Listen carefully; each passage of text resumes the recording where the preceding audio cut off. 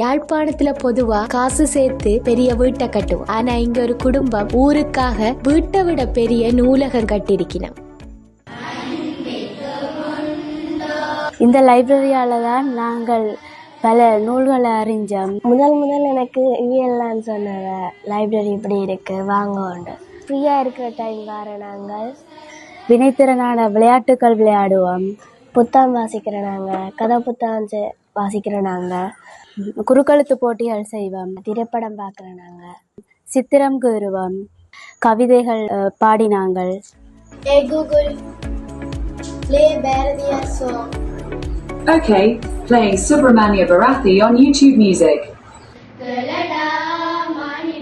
ஒடுக்கப்பட்ட மக்களின் விடுதலைக்காக வாழ்ந்த ஒருத்தர் கே.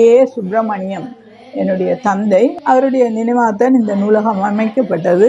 கே. சுப்பிரமணியம் ஐயா வாழ்ந்த காலத்தில் எங்கள் சார்ந்த கிராமத்துக்கு வந்து பேப்பர் எல்லாம் போடுறவர். எங்களோட கிராமத்தில் அவர் பேப்பர் மாமாண்டு எல்லாம் அழைக்கிறவர். அவருடைய இறுதி ஆஸ்தி 35 வருடமாக பாதுகாக்கப்பட்டு ஏதாவது ஒரு வகையில் அந்த சாம்பல் இந்த மக்களோடையும் மண்ணோடையும் கலக்கணும் என்று ஆசைப்பட்டேன். அது இறுதியில் ஒரு நூலகமாகவே முழுமை பெற்றது. நூலகத்தை நாடி வருகிறவர்களும் இருக்கிறார்கள். நூலகம் சமூகத்தை நாடி சென்று ஊடாடிய வேலை திட்டங்களும் இருந்திருக்கு. வெறும் வாசிப்போட நிற்காம கலை சார்ந்த செயற்பாடுகள், பிள்ளைகளை ஊக்குவிக்கும் செயற்பாடுகள் என்று சமூகத்தோட பின்னி பிணைஞ்சு தனித்துவமா நிற்குது இந்த நூலகம். கஷ்டப்பட்ட பிள்ளைகளுக்கு தான் கூடுதலாக இந்த வசதி கொடுத்து அவையர்கள் போட்டியில் வந்தால் சந்தோஷம் தானே. பிள்ளைகளுக்கு படித்த முக்கியமான தேவையான ஆட்களுக்கு அதில் விவரங்களை அறிய பார்க்க எல்லாம் வசதியாக அமைஞ்சிருக்கா. முதல் நாங்கள் புக் எடுத்து படிக்கிறாங்க. இப்போ இன்னொரு பிள்ளைகளுக்கு வெக்கி சொல்லி கொடுக்குற அளவுக்கு எங்களை வளர்த்திருக்கிறேன்.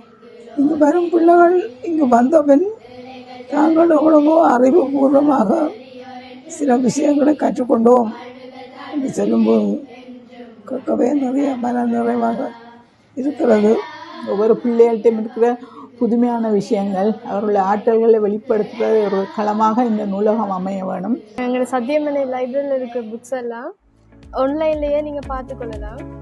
எந்த புக் வேணுமோ அந்த புக்கோட நம்பரையும் நீங்கள் பார்த்துட்டு இங்கே எடுத்துக்கொள்ளலாம்.